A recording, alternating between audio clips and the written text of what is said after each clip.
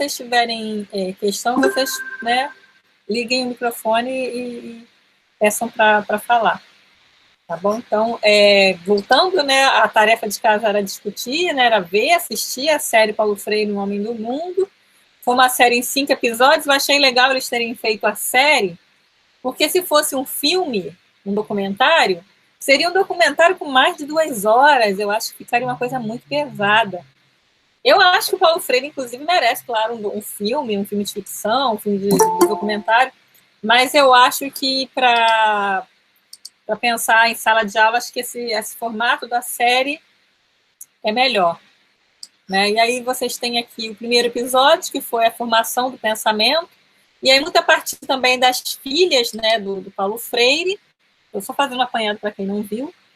E aí fala da questão da pedagogia do oprimido, né, o que levou o Paulo Freire a escrever nesse livro, e ele parte, esse primeiro episódio, da família.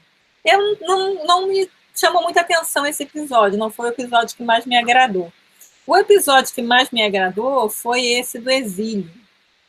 Né? Esse dos 40 horas de Angicos, eu também gostei, porque vai falar da questão da alfabetização, né, a vivência dele lá no Angicos, né, no sertão do Rio Grande do Norte, a fala de ex-alunos, de colegas. Então, eu gostei desse episódio sobre a questão da alfabetização, né, em Paulo Freire.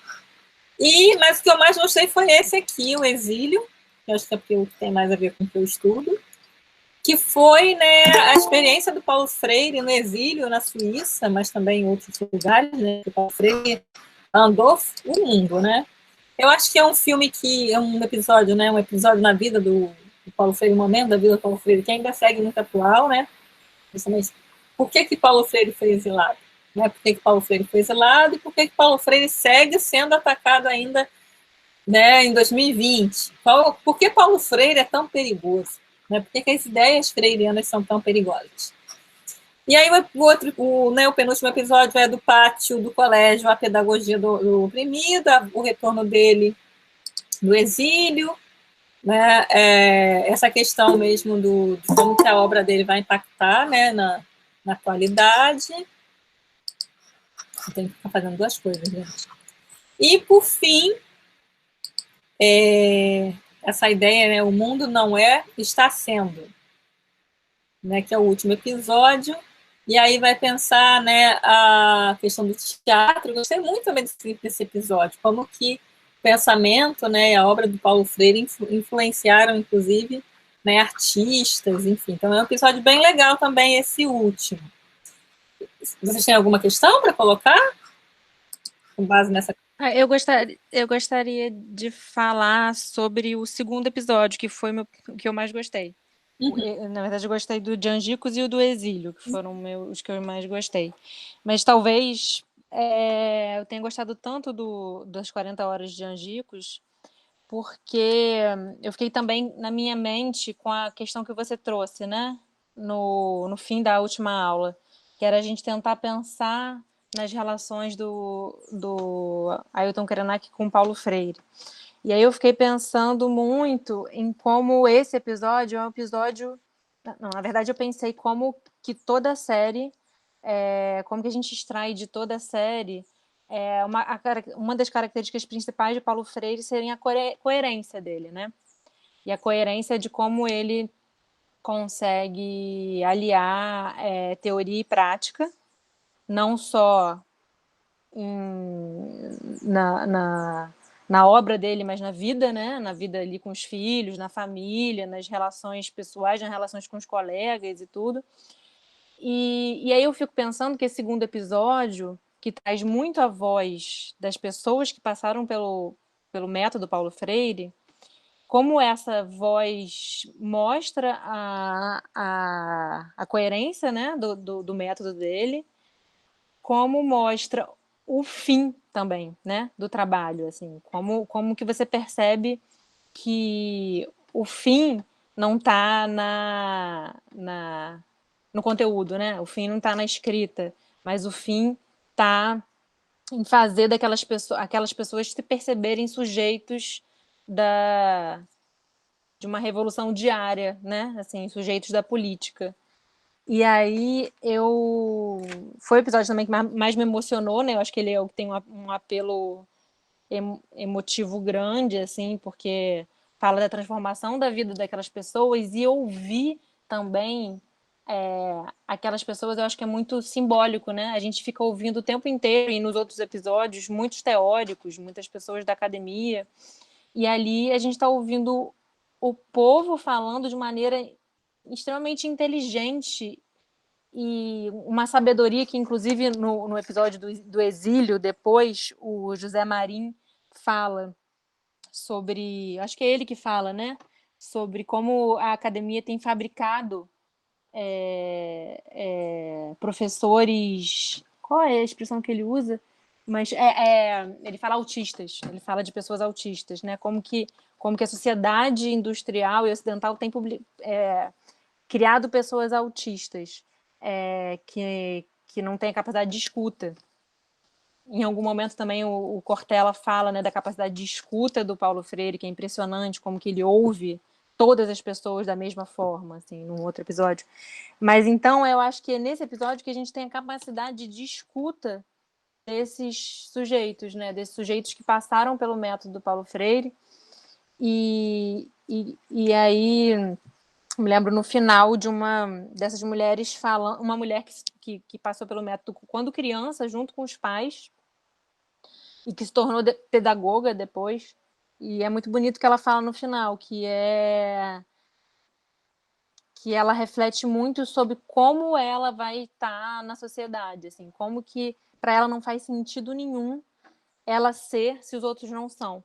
Como que para ela não faz sentido nenhum ela ter uma mesa farta se o vizinho não tem comida nenhuma.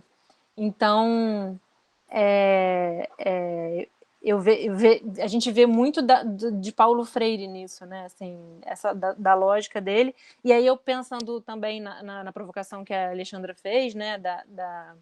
De pensar o Krenak a partir disso, a gente vê como que é importante ter essa escuta, né? Como que é importante ter essa escuta das pessoas que estão construindo a nossa sociedade sem necessariamente estarem na academia. Eu queria completar um pouquinho as palavras da Beatriz, porque eu também gostei muito desse vídeo 2, né? 40 horas de Angicos. Então, assim, em relação à provocação que você fez, Alexandra, eu acho que esse ouvir de todas as pessoas, né? A gente ouvir as pessoas com essa generosidade e respeitando essa sabedoria. Então, eu acho que nesse ponto se liga à provocação que você colocou no final da outra aula, né? Quer dizer, Paulo Freire vem mostrar para a gente essa simplicidade em estar com o povo, em estar com as pessoas e tirar o que elas têm, porque todo mundo tem alguma coisa para contribuir. Agora, fiquei assim impressionada com os depoimentos, que muitos já são assim senhores, né? Mas assim, alguns deles falam já naquela época esse fantasma do comunismo, né? Como isso é tão forte na nossa cultura nacional. Quer dizer, as pessoas não entendem o que é comunismo, as pessoas têm uma ideia de que é algo tão terrível, tão terrível. Eu tenho uma amiga que ela era criança também nessa época, não foi aluna de Paulo Freire, mas ela lembra nitidamente da avó dizendo para ela que os comunistas comiam o fígado das crianças. Então, assim, como que essa ideia, esse medo desse comunismo é algo que agora voltou, né? Retornou com força, assim, total. Eu acho que uma outra coisa interessante, né, no depoimento dessa professora pedagoga ao final do vídeo, 40 anos, né, em Angicos, foi essa disponibilidade, né, que o Paulo Freire traz no método dele, porque ele não utilizou uma cartilha, mas ele tinha uma metodologia, né, para iniciar a discussão. Então, assim, se tinha uma liberdade de trabalhar assuntos difíceis, né, e sempre ele evocando, trazendo para para a prática a importância do compromisso social, né? Como a Beatriz bem lembrou. Quer dizer, não adianta você estar bem se o todo não tiver. Eu acho que é basicamente isso. E hoje, com essa história da pandemia, para mim, acho que para muitos dos colegas aqui, para nós que estamos sempre assim discutindo, acho que está muito claro isso, mas eu não vejo isso ainda com clareza em boa parte das pessoas. Quer dizer, o que interessa é eu estar bem. Você vê pelo uso da máscara.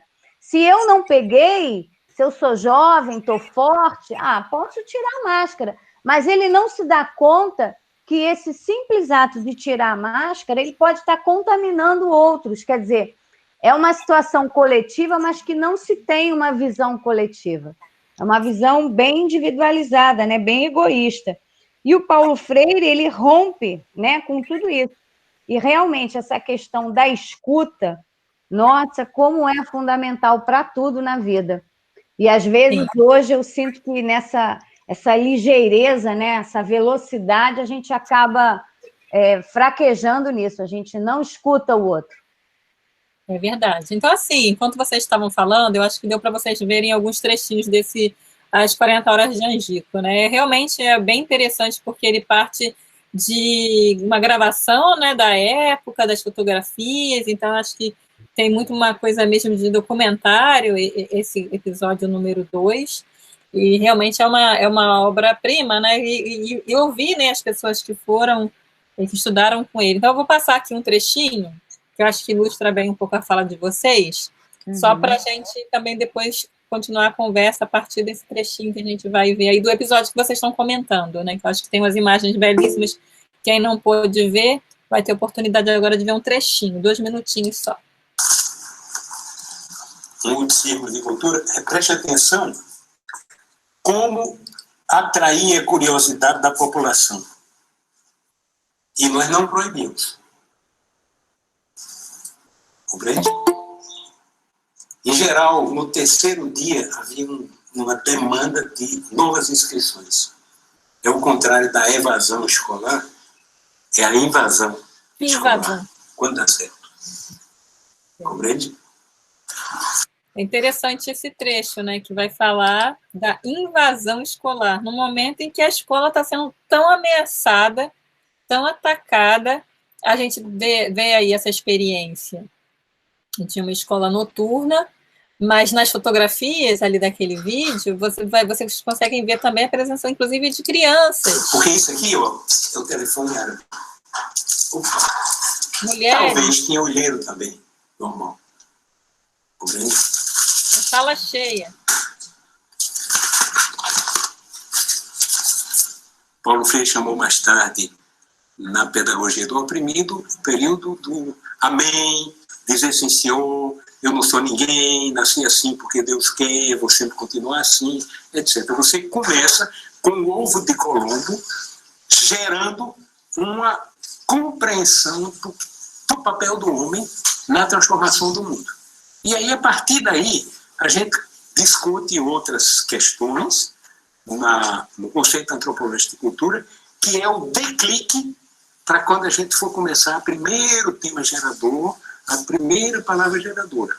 Sem isso, aquela discussão sobre o tijolo ia ser uma discussão meramente, digamos, de fonemas, entende? Que não é o mais importante. E acho que esse trecho aí ajuda a gente a pensar um pouco a questão que eu coloquei da conversa do Ailton Krenak com o Paulo Freire, né? E aí essa questão da cultura, numa percepção antropológica, de respeitar os saberes, né, nas suas diferentes manifestações culturais.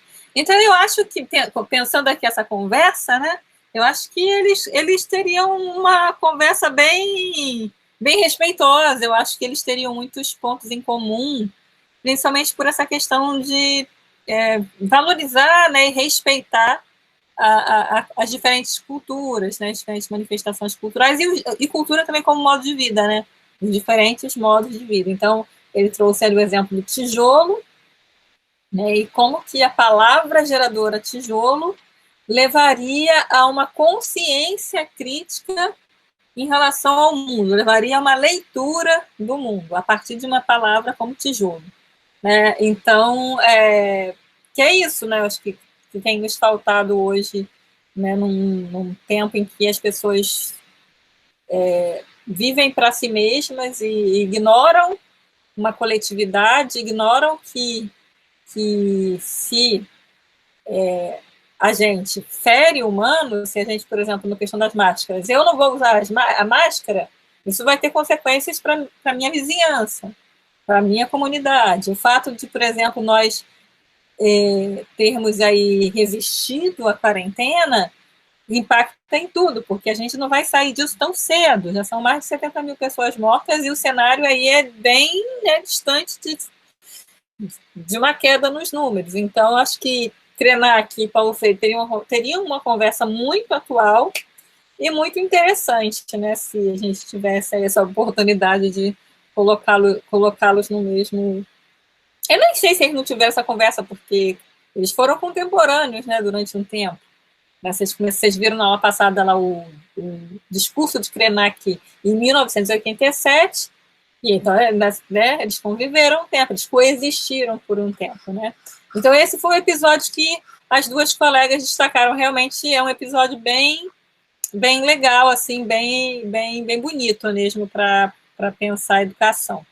Quem mais tem aí questões? A gente falou do episódio 2. Que outros episódios vocês poderiam aqui indicar alguma questão que vocês viram?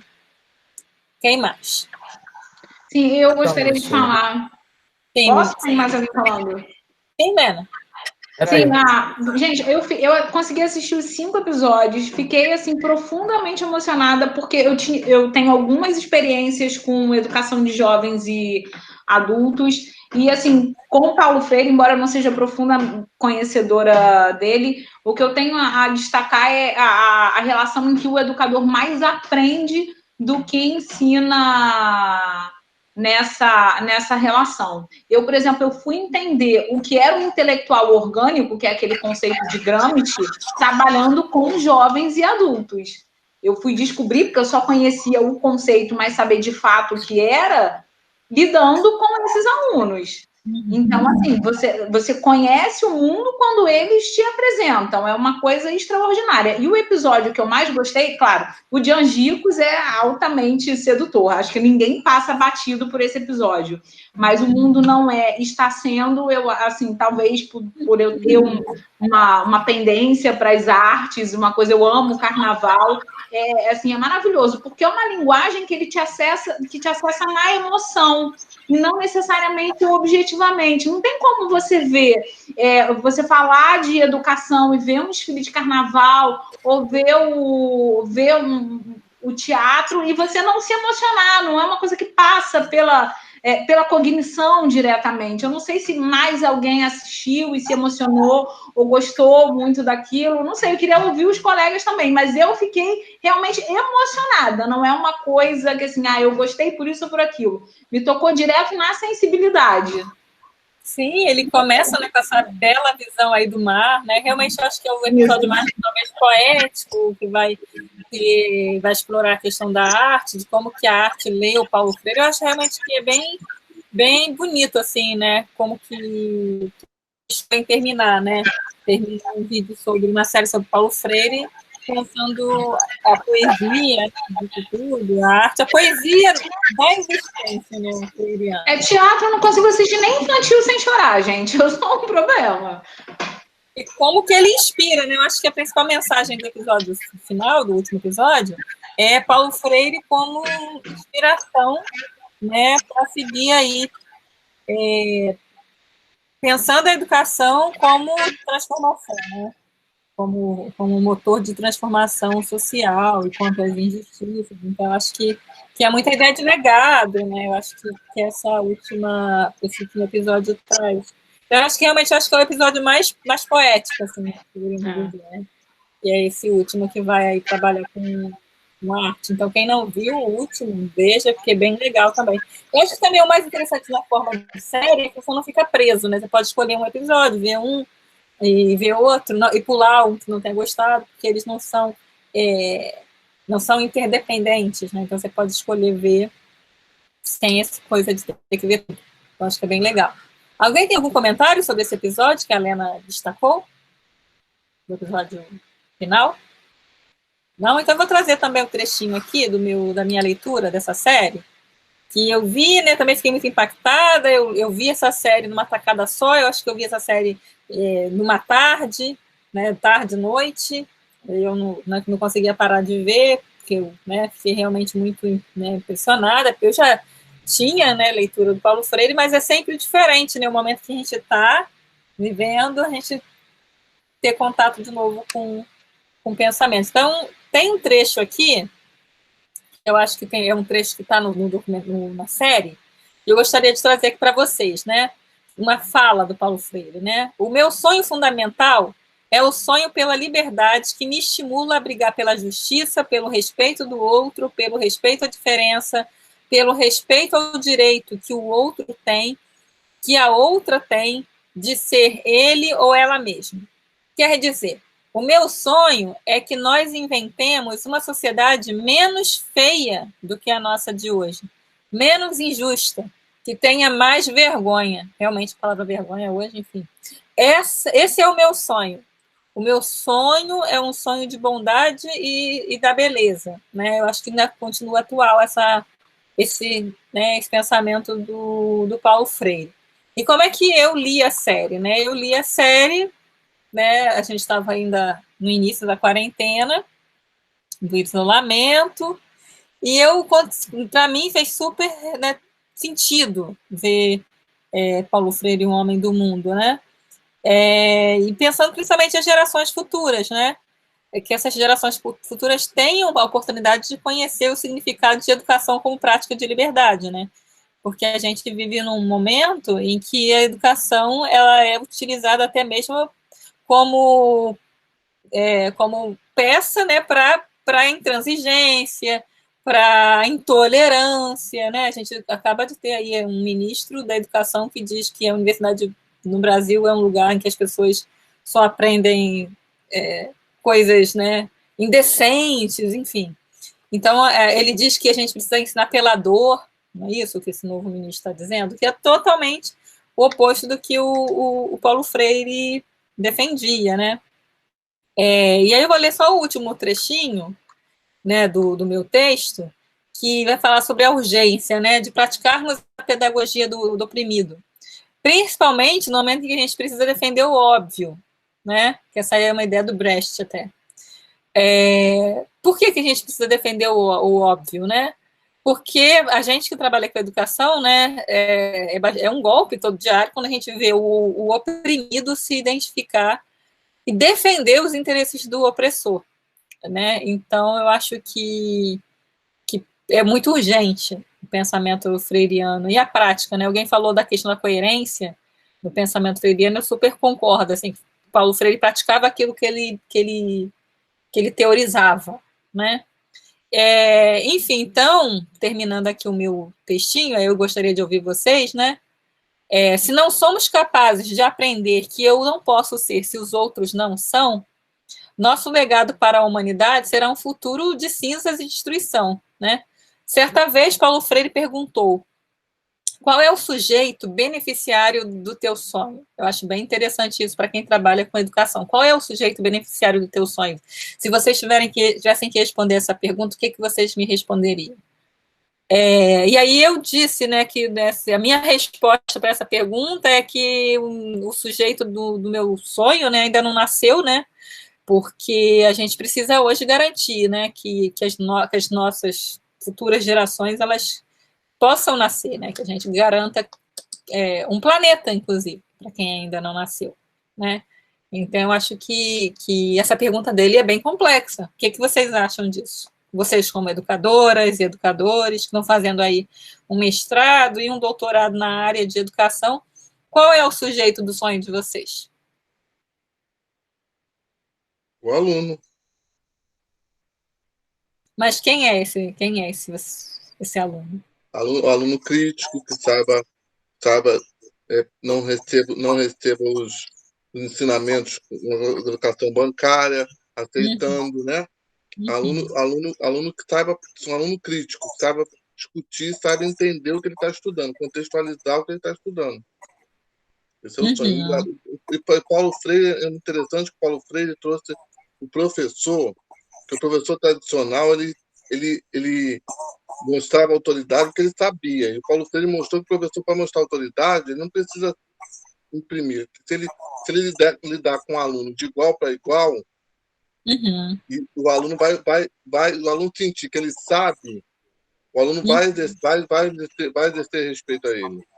O respeito precisa de autoridade. Respeito se conquista com conhecimento, com paciência, tudo isso, né? Sim. Quem mais?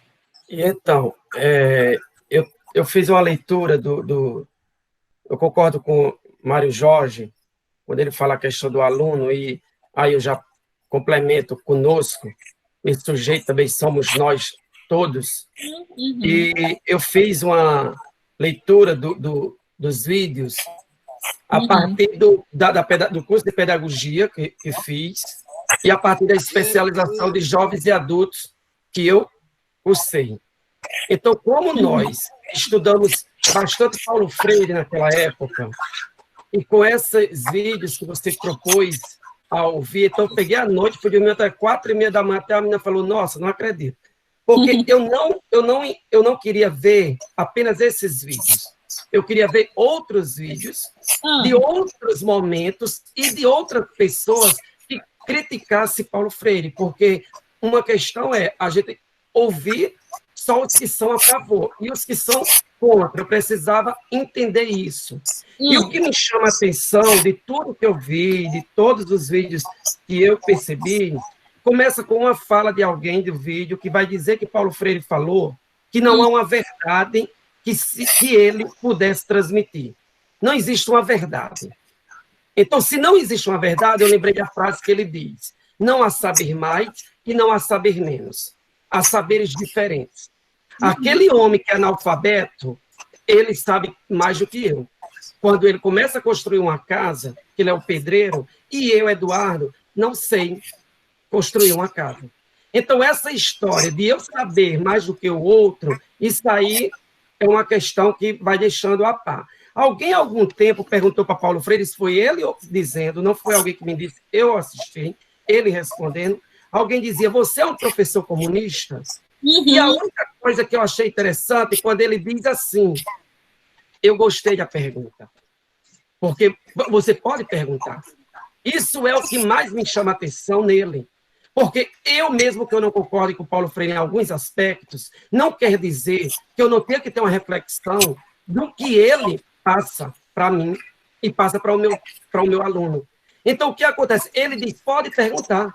Agora, vocês não podem jogar uma culpa em mim, que eu sou inimigo do povo e ainda sou inimigo de Deus.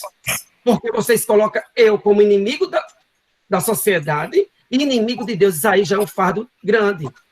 E todo o episódio dele, aí eu comecei a ler Pedagogia da Autonomia, Pedagogia do Oprimido, e eu observo que em nenhum momento Paulo Freire ele está preocupado em querer que alguém, em querer crucificar, em querer empurrar algo para alguém, fazendo alguém matar alguém, dizer que alguém tem que fazer isso, dizer que alguém tem que ser aquilo. Ele propõe uma pedagogia humana, uma pedagogia voltada para os saberes, uma pedagogia direcionada ao professor. Então, ele vai propondo algo que muitas vezes nós, ou as pessoas, eles não conseguem ou ler ou entender Paulo Freire e começam a questionar. Então, eu fui observar outro vídeo de um grupo de pessoas, vamos colocar, eu não tenho ideologia, então acho que eu devo ser um problema no meu social, mas eu ouvindo a ideologia da direita. E eles debatiam sobre Paulo Freire. E eu me encantei com o vídeo. Porque alguém dizia que Paulo Freire era um problema na sociedade.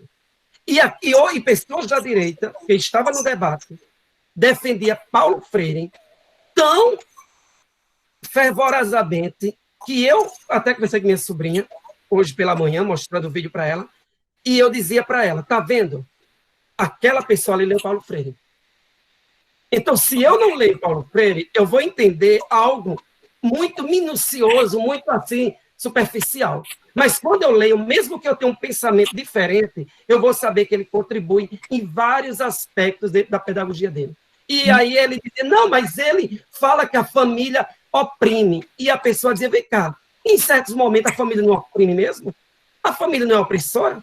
Ah, mas ele fala, e a escola não oprime, gente? A universidade não nos oprime? Muitas vezes eu me sinto oprimido dentro da universidade. Se vocês observar, por exemplo, um relato que está saindo de um jovem da Universidade Federal da Paraíba, o que ele passou no curso de matemática no mestrado, vocês vão ficar chocados. Aí você diz, não, mas é um momento, beleza, mas a escola básica oprime, a universidade oprime. Então, tem momentos de opressões lá dentro. O aluno, muitas vezes, tem que fazer o que o professor quer que faça, e não o que ele, às vezes, gostaria de até propor, porque o aluno é aquele que fica sentado e o professor tem que dizer, faz isso e faz isso. Então, o método tradicional, que ele combate, que ele questiona, nem combate, que ele questiona, que ele faz refletir, porque Paulo Freire não aponta, ele não aponta, tem que ser assim, tem que ser assim. Uma das coisas que eu mais concluo aqui dizendo, que eu achei interessante quando ele fala, é sobre o processo de ação e reflexão, que nós temos que ter a ação e refletir sobre isso. Então, eu sempre coloquei Paulo Freire nos meus textos, gosto dele, mas eu tenho amigos, professores, diretores de educação básica que não gostam dele. E eu tenho que respeitar. E aí eu concluo, desculpe a demora, com Nita Freire. Ouvindo o vídeo dela, carinhosamente ela dizia, se Paulo Freire estivesse vivo, talvez o atual governo mandasse matar ele. Mas eu quero dizer algo, que se ele tivesse vivo, ele não responderia, nem oralmente, nem por escrita. Ele dava o silêncio dele. Então, muitas vezes é muita confusão, e Paulo Freire não está afim de muita confusão. Paulo Freire quer que nós lemos, o que refletimos, coloquemos na nossa prática, mas não cria esse tumulto, porque quanto mais cria-se um tumulto, eu observei, porque aí tem um problema. Paulo Freire foi exilado, mas ele não imaginava que ele ia ter esse avanço mundial. E aí ele teve. Então, quando nós começamos a observar que tem alguém alfinetando Paulo Freire, aí é que mais se lê Paulo Freire. Então, temos que ver todo esse contexto, e a reflexão é longa. Eu acho que uma aula dessa, falando de Paulo Freire, seria às 5 horas da tarde, seria um debate bem prolongado, mas dizer que muitas pessoas não comungam da ideia dele. Mas temos que saber se essas pessoas realmente leem Paulo Freire. Sim, nós temos... Obrigada, Eduardo. Nós temos aqui, então, algumas pessoas inscritas, que o Gabriel está fazendo aqui, né, a inscrição. Então, quem está inscrito aqui é Leila, Gabriel, Gustavo. Né? Eu faço das pessoas que é o momento que estão inscritas para falar. Pode começar pela Leila. Leila, pode abrir seu microfone. Então, é Leila, Gabriel, Gustavo. Cadê a Leila, gente? Leila pediu para falar e ligou o microfone. Leila? Então pode ser o Gabriel ou o Gustavo? Engoliu barriga, Leila. Não, é muito breve. Tá todo mundo conseguindo? Tá cortando um pouco, mas vai. Que a conexão está horrível, mas eu vou tentar. A gente pode desligar a câmera, que aí facilita para ele. A câmera e o microfone. Alguém até me perguntou aqui sobre a indiscrição, né? Qual seria? Desculpa a indiscrição, mas qual a condição? Na verdade, quando eu leio Paulo Freire, né, sobretudo, né, e os vídeos acabam colocando isso muito, né, essa questão do oprimido. E eu acho que um dos grandes legados que ele deu é assim: existe um oprimido. Agora, acho que a nossa missão enquanto educador é fazer o outro refletir, e a gente também, se ele é oprimido. Porque muitas pessoas oprimidas não se percebem dessa forma. E isso é muito complicado. Né? Eu estava falando da época quando o Eduardo falou que a escola oprime mesmo. Né? Porque eu fui um oprimido historicamente pela escola, pela sociedade, porque eu lembro que na escola que eu estudei, eu tenho 30 anos hoje, né? Eu era entendido como um menino diferente, porque eu não jogava bola, porque eu não queria muito brincar com os meninos, e internamente eu já entendi que tinha alguma coisa diferente, mas não errada, em relação à minha orientação sexual. Mas a escola, entendendo que a gente tem que respeitar o outro, e a discussão acabava ali, mas respeitar o outro, por quê? Né? Não tinha essa discussão, né? Então havia uma negligência ali.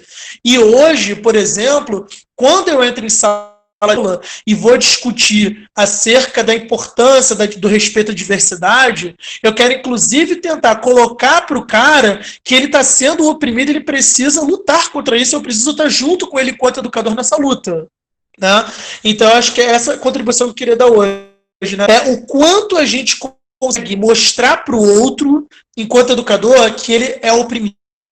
Né? Porque você tem negros no Brasil que acham que não existe racismo, tem gays no Brasil que acham que numa novela das 9 da Globo, quando um gay, e aí todo mundo torce para o final feliz do gay, então o Brasil já não é um país mais tão homofóbico, ou as coisas estão melhorando, né? É bem complicado. Então, acho que esse é o grande legado que ele deixa, né? Entender a opressão. Mas a gente precisa se perceber se a gente é oprimido e como a gente desperta essa ideia de eu também é oprimido. Acho que esse é um desafio da gente, principalmente o educador da rede pública.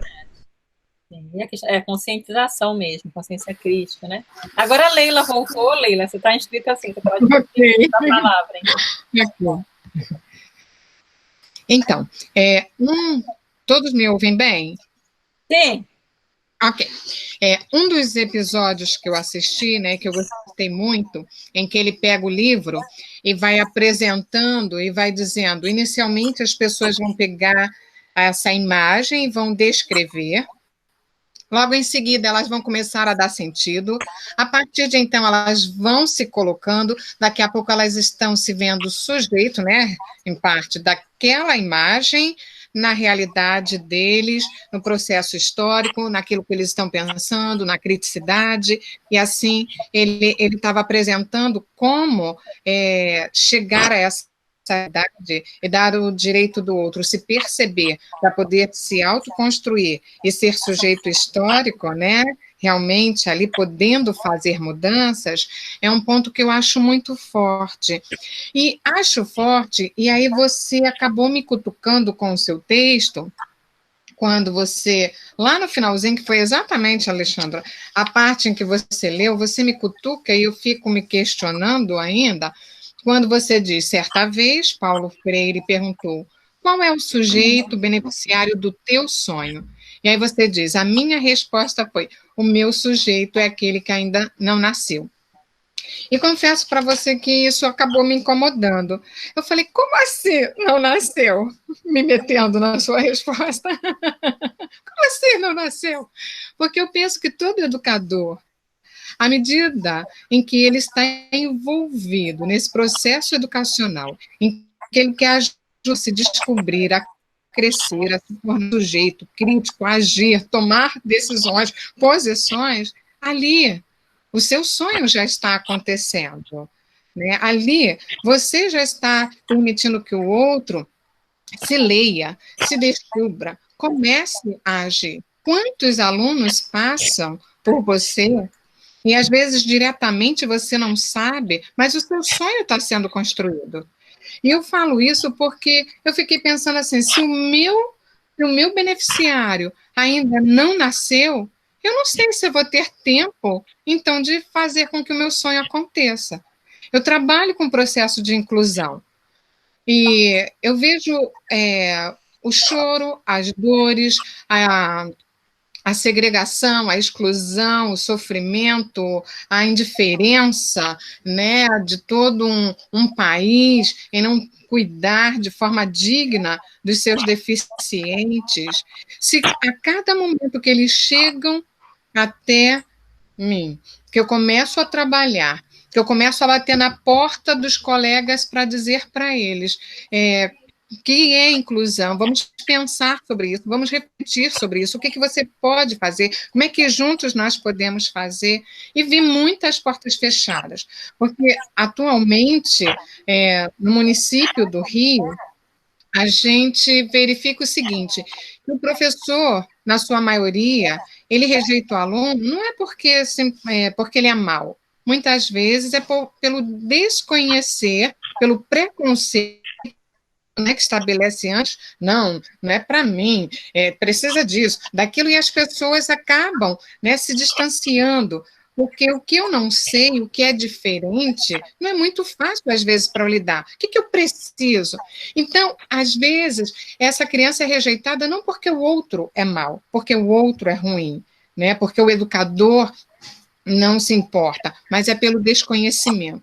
E quando você começa, então, a querer que o seu beneficiário, esse seu aluno que vai passar, você começa a chegar em quem pode ajudar nesse processo de inclusão, eu quero acreditar que o meu sonho, o meu beneficiário está se beneficiando, né? Esse aluno está, sim, tendo essa condição de que outros pensem e trabalhem com ele educacionalmente, uma verdade e não uma utopia, né? Eu acredito na inclusão, eu acredito mesmo na inclusão. E aí, fechando esse incômodo, né, que acabou me dando, eu falei, como assim? Como não? Né? É essa questão, de permitir que o outro, né, possa, às vezes, até iniciar descrevendo, sim, só o que ele vê, o que ele pensa. E, aos poucos, a gente ajudando ele a entender que, naquela imagem, ele também está inserido. Esse educador que pega essa criança que tem a deficiência, ele, às vezes, não consegue se ver na imagem. Mas a gente pode ajudar, se ele não se vê ali, de repente, ele pegar e se desenhar ali, querer se desenhar nessa imagem e passar a fazer parte desse processo histórico, né? Então, assim, eu gosto muito de Paulo Freire, né? A minha turma em 97, né, teve a honra de ser chamada de a turma Paulo Freire, e a gente lê um pouquinho, vê algumas coisas, já estava muito que eu não estava lendo, e foi bom que mexeu novamente, mas é isso.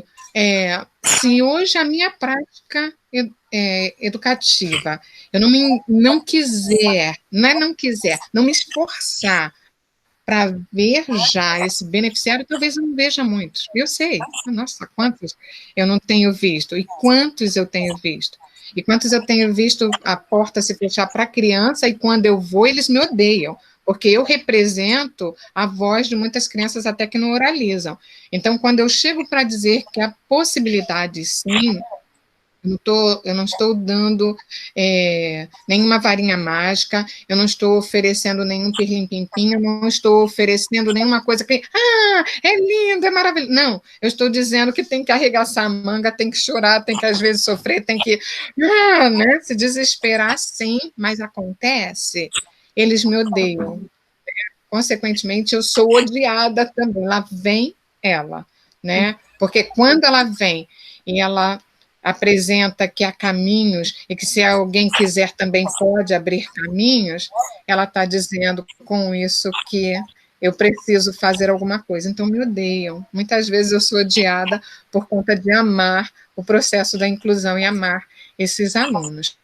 Então, eu quero ver esses meus sujeitos sendo beneficiados do meu sonho, né? E quero trazer muitas figuras em que essas crianças elas possam se ver e se construir também, porque muitas têm consciência da sua deficiência e elas precisam também aprender como lutar em favor de si própria nessa abertura de serem sujeitos também da história delas na área educacional. É isso. Tem também outra pessoa inscrita, né, que é o Gustavo. É isso, Gustavo? Gustavo. Isso. Foram Leila, Gabriel, agora é Gustavo. Bom, boa tarde. Eu não vou me alongar muito, porque as contribuições estão sendo formidáveis, os colegas falando para mim, uma aula muito, muito boa, muito enriquecedora. Eu tenho dois destaques bem rápidos. Eu gostei muito do Exílio, no momento em que ele entendeu o pensamento de Paulo Freire, entendeu o próprio Paulo Freire, ele conectado, por exemplo, com autores como Amílcar Cabral, tratando da descolonização do continente africano. Então, você vê que não é só pelo exílio, ele está conectado com esse processo todo de descolonização, e quando a gente fala hoje em decolonialidade, era um sujeito que já falava disso há 1000 anos. Então, esse pensamento freiriano, eu acho que ele atravessa espaço-tempo, e ele é muito, muito importante, muito rico, continua muito atual.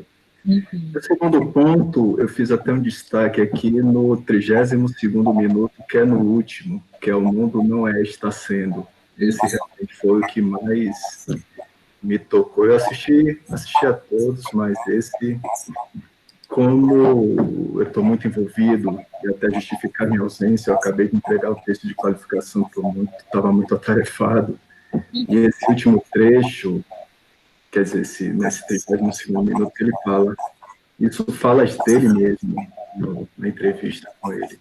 Ler, sobre leitura, né? Ler é reinventar o lido, é reescrever o livro. O leitor tem a tarefa de produzir a compreensão do autor. O leitor é um coautor do autor. Então, eu trago esse trecho porque isso me lembra muito como eu venho de uma linha de pesquisa, de um grupo de pesquisa que discute muito o Bakhtin. Eu tenho me debruçado muito sobre textos, sobre interpretação, sobre tradução. Eu acho isso perfeito. Quando você está dialogando com o autor, mas não é interpretar. E ele faz uma crítica muito severa a uma escola conteudista que diz que o aluno tem que interpretar aquele texto a partir do que o autor diz. Ele diz isso não é liberdade. O que a gente precisa é entender o que o autor diz, mas a gente traduzir. Senão não é um processo de criatividade aí. É um processo, muito pelo contrário, é um processo de amordaçar, de emoldurar o aluno ou estudante. Eu achei isso muito profundo, muito interessante também. Sim. Então é só isso. Legal. Leila, sobre a provocação que você fez em relação ao que eu escrevi no texto, eu escrevi muito pensando nessa questão do amanhã, né? Porque como a gente está nesse momento tão crítico aí da história da humanidade, vendo uma pandemia, a minha preocupação hoje é se a gente vai conseguir garantir que as próximas gerações existam, né? Porque considerando a forma predatória como a gente lida com o meio ambiente, como a gente lida também de uma forma muito desrespeitosa com a própria vida humana, a minha questão muito é o que o Krenak também sinalizou no texto dele, o amanhã não está à venda, né? Pensando amanhã. Começou aqui, gente, um barulho infernal aqui no coisa, então talvez seja melhor alguém falar se eu tiver que fechar o meu áudio. Acho que vai demorar aqui. Então, alguém tem questão? Porque eu vou fechar o áudio para vocês não terem que se incomodados com barulho aqui da obra que estão fazendo no andar de cima, no meu vizinho. Enfim, alguém tem mais questão sobre o texto que eu coloquei aqui, sobre o vídeo? Além do vídeo, da série, eu coloquei algumas referências. Uma delas é o livro do professor Walter Cohen, que é professor no Proped, Paulo Freire, mais do que nunca, mas pensando principalmente a questão da filosofia, né? Eu também indiquei aí o Pedagogia do Oprimido, né? Como uma leitura que vai também fundamentar a série. E é isso, assim, se vocês tiverem outra leitura também, vocês podem, né, colocar aqui, que sejam coisas que vocês tenham lido, né? Tem mais gente inscrita, né? Agora, para falar sobre a tese, nós temos agora essa última parte para isso. Então, vamos ver quem é que está inscrito aqui para falar do que leu, né? E o que destaca de positivo e o que destaca de não tão positivo assim. Alguém se inscreveu, Eduardo, né? Eduardo. Então, né, sobre a questão do que você leu, Eduardo, o que você destaca de aspecto positivo e aspecto negativo. Depois tem o Gabriel, tá? Então, para ser bem objetivo aí, né? O que você destaca de ponto forte e um ponto que você acha que poderia ter sido mais trabalhado nessa tese aí que você escolheu, tá bom? Tem que dizer qual é a tese, quem é o autor, qual é a linha dessa tese, e essas duas questões, ponto positivo, ponto não tão positivo assim, tá bom, Eduardo? Vou fechar o meu som aqui para não atrapalhar. A tese é inclusão escolar de alunos com necessidades educacionais especiais do segmento do ensino fundamental em um espaço de excelência acadêmica. Essa tese foi de 2015, é da autora Márcia Marim, e a orientadora é Rosana Gashglatt. Ela tem uma disciplina, e só tem eu e um aluno matriculado nessa disciplina. Por esse motivo, eu buscando conhecimento sobre educação inclusiva, porque temos uma dificuldade de entender o que é educação inclusiva, educação especial, inclusão escolar e o que é pessoas com deficiência, eu me matriculei e peguei essa tese dessa linha de pesquisa, justamente para observar na tese o que a autora pesquisava. E eu achei importante porque ela pega o colégio Dom Pedro II, do Rio de Janeiro, renomado colégio, faz um trabalho excelente. É um trabalho gigantesco. Só que eu levo a crítica pelo seguinte: se ela tivesse feito com escolas públicas da educação básica das periferias, como seria o resultado? Seria bem diferente, eu acredito. Porque em nenhum momento ela vai fazer uma comparação.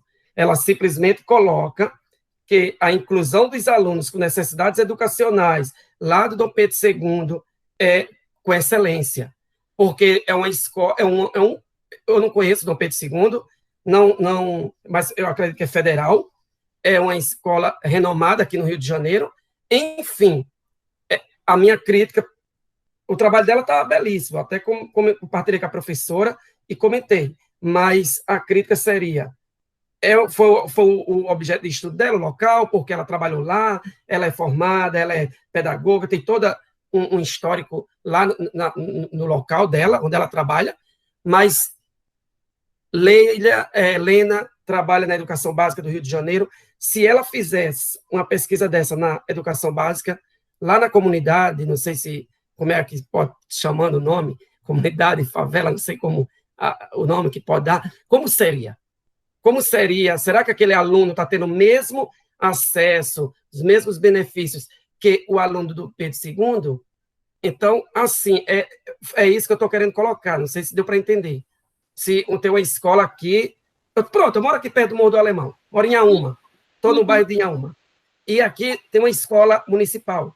Será que essa escola tem os mesmos, as mesmas regalias, vamos dizer assim, entre aspas, que tem os mesmos do Pedro II? Então é esse questionamento. Sim, né, porque ela faz uma escolha, né, a partir pelo visto da atuação profissional, mas com certeza o Colégio Pedro II, que é o colégio federal, centenário, né, que foi durante muito tempo considerado modelo, referência, a gente sabe que a realidade ali não é a realidade da educação básica do Brasil, né, um Brasil tão desigual. Então, para você ver, né, essa questão das cotas para estudantes de escola pública, o Pedro II fica de fora, porque o Pedro II é uma escola pública, mas há um consenso que diz que é uma escola pública, mas que tem todo um diferencial ali, né, nas condições de trabalho, enfim. Então, é pertinente, sim, a sua né, crítica. Na verdade, é uma questão, né, que você coloca, um problema. Mas eu queria concluir, Alexandre, só um minuto, porque eu sei que eu não vou estar falando toda hora. Uma frase que Paulo Freire falou no exílio, e eu não queria deixar de dizer aqui. Ele disse que, no momento que ele ficou no exílio, ele pensou e refletiu sobre o juízo de valor para a cultura. E isso me fez lembrar. Nunca devemos usar essa palavra pior. O Brasil é melhor do que os Estados Unidos. A Alexandra teve nos Estados Unidos. Os Estados Unidos é pior do que o Brasil. Ele diz apenas que nós devemos usar a palavra diferente. É diferente. Ou a região Nordeste é a pior região do Brasil e a região Sudeste é a melhor. Não, são regiões diferentes, com outras culturas. Enfim, eu fiquei com essa frase e vou levando ela como exemplo quando eu ver alguém ficar dizendo aquela local é ruim, é pior, não gostei. Não é isso. Apenas é diferente. Obrigado. Aí as condições são desiguais, né, no caso do Brasil. Pensando aí as condições de trabalho de professores e tal. Desiguais no sentido de reconhecimento, de remuneração, né? A questão da ida para o trabalho, né? Muitos não vão ter nem transportes para ir. Então, são realidades desiguais, né? Isso é uma palavra que a gente pode perfeitamente usar no contexto brasileiro. De uma educação tão, né, tão realmente desigual, mesmo quando a gente está falando de educação pública, né? Tem mais pessoas inscritas para fazer aqui essa dinâmica de apresentar o que leu, né? O Gabriel, né? Uhum. A Leila pergunta quem foi a autora do trabalho, Eduardo?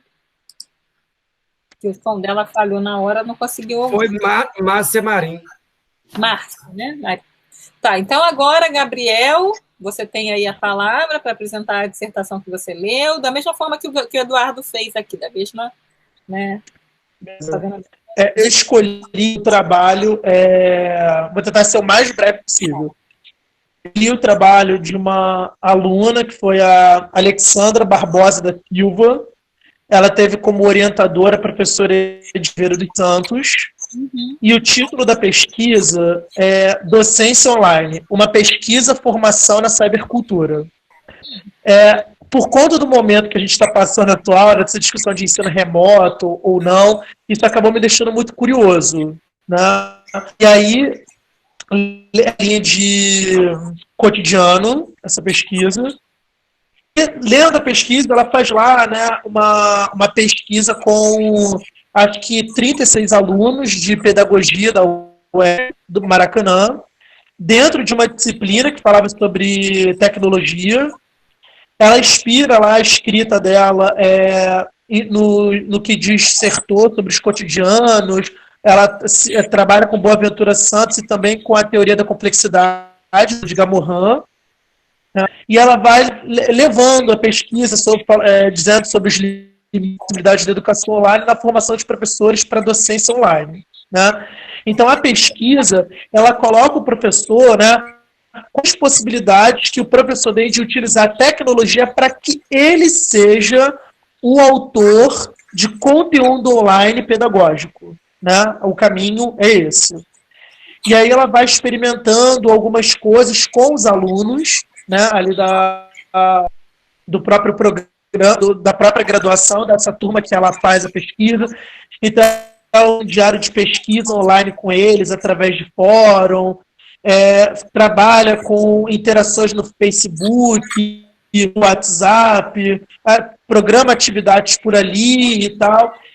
E no final, ela diz que foi possível, né, que os professores, que esses futuros professores pudessem sugerir, criticar, aprimorar caminhos para que o processo de ensino por meio dessas ferramentas. Né? Eu achei, assim, uma pesquisa, né? Eu acho que ela, na hora que ela vai escrever, ela, por ser da linha de cotidiano, né, ela valoriza muito a individualidade, a história dos sujeitos. Eu achei isso maravilhoso. Mas, ao mesmo tempo que a gente passa por esse momento de discussão de ensino de distância, AD e tal, me incomoda muito ainda a visão que a tecnologia tem para alguns pesquisadores e educadores, como se fosse essa tábua de salvação para essa educação que está capenga. Uhum. Sabe? Eu acho que a gente precisa de mais, porque é muito incoerente no momento em que eu estou falando, por exemplo, que muitos não têm acesso e não têm mesmo. Eu vou pensar numa pesquisa em que esse professor vai ser o produtor de conhecimento online. Eu fico perguntando, não para pesquisa, mas para quem isso chegaria? Né? Produzindo material para quem? Então é isso. E, inclusive, quando educadores da rede pública fazem pesquisas nesse ponto, né, eu não desmereço a tecnologia. Eu acho que a gente tem que buscar ali outras coisas que são muito urgentes. Né? A gente precisa brigar para que eles tenham primeiro. Eu vi um professor, eu iniciei já uma vez um mestrado profissional, a menina tinha uma pesquisa maravilhosa de matemática na informática, né? Dando alguns sites e tal, mas no final da pesquisa, ela vai dizer que das 3 escolas estaduais que ela trabalha, apenas uma tem a possibilidade do uso da sala de computadores e que ela roteia a internet dela com os alunos.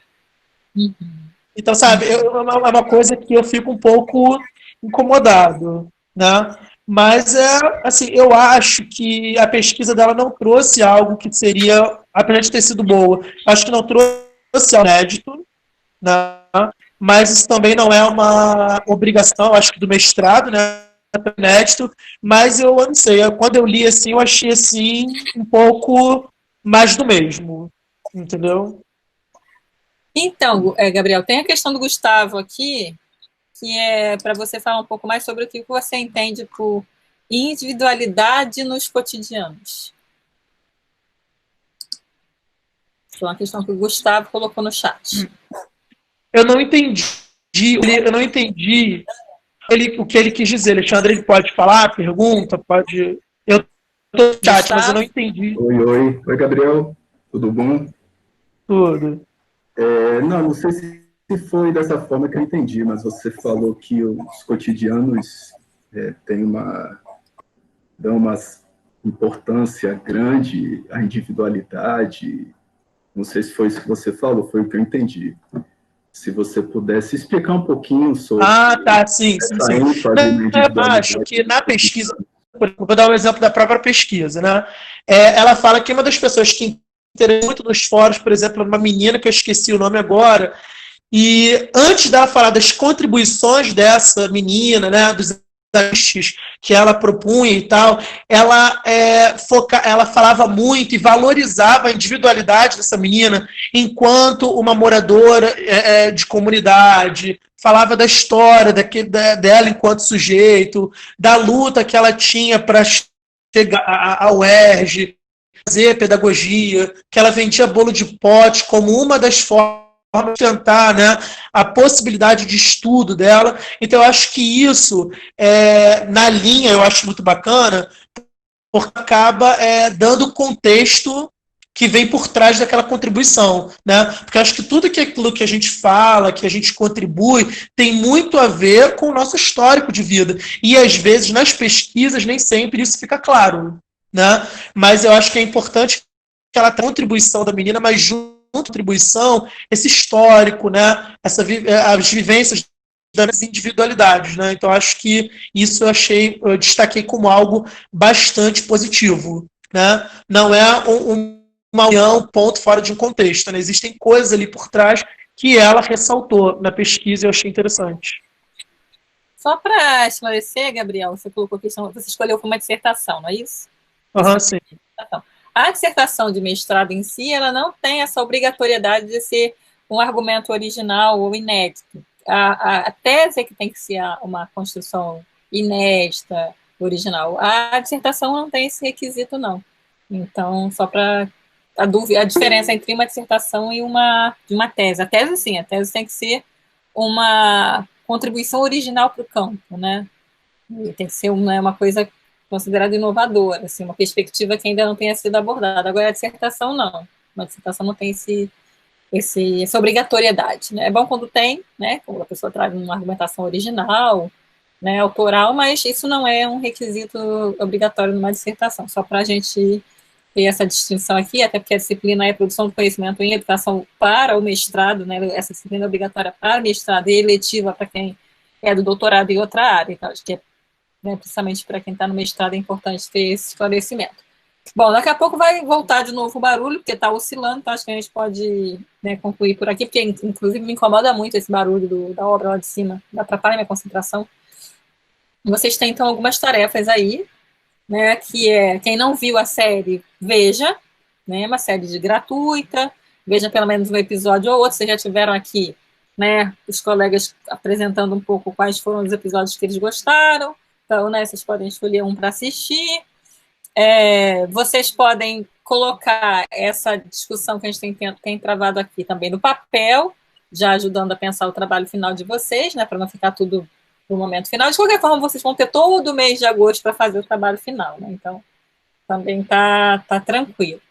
E aí, na semana que vem, a gente vai continuar essa dinâmica também de outras pessoas falarem sobre as teses e dissertações, né, lidas. A gente vai ter um pouquinho mais de tempo para essa dinâmica de apresentar as teses e dissertações, que a gente vai ver, vai discutir, né, aquele texto da Chimamanda, texto não, aquele vídeo, Os Perigos de uma História Única. Eu posso também falar um pouco das minhas pesquisas e tal.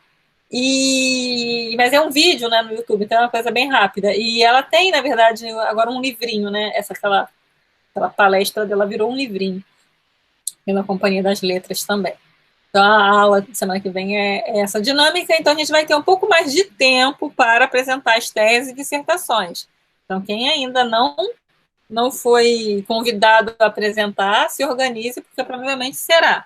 Tá? A gente vai ter um tempinho maior, porque é um exercício importante, essa de vocês apresentarem teses e dissertações, porque, inclusive, isso estava previsto, né, no programa da disciplina, tinha até uma extensão maior, né, essa discussão de teses e dissertações, mas eu deixo aqui a orientação que vocês leiam, que vocês façam um fichamento, né, claro que eu não vou pedir isso, né, vocês são obrigados a fazer, só um exercício, né, estou sugerindo exercício para quem pode fazer, né, porque eu estou sabendo que cada pessoa está no momento aí, né, tem gente que está trabalhando, tem gente que está assistindo a aula desde o trabalho, eu sei disso, né, e são realidades muito desiguais também nesse momento que a gente está vivendo.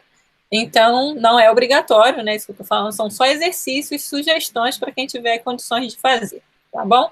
Então, é isso, para a semana que vem tem a Chimamanda, vejam aí outras coisas sobre essa autora, né, como é que a gente pode ler a Chimamanda na educação e qual é a conversa que Chimamanda poderia ter com Paulo Freire. Aí agora eu estou viajando mesmo. Ou qual é a conversa que a Chimamanda poderia ter lá com Boaventura, que foi o primeiro.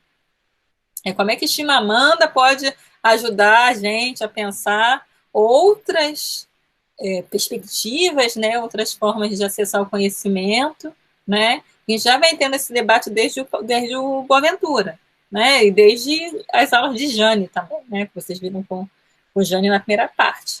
Então, como é que a Chimamanda pode entrar nisso tudo aí? Tá bom? Então, boa semana para vocês, então até a próxima terça, tá bom? Vou deixar aqui de gravar e depois eu disponibilizo o link para quem não tiver tido oportunidade de assistir aqui hoje.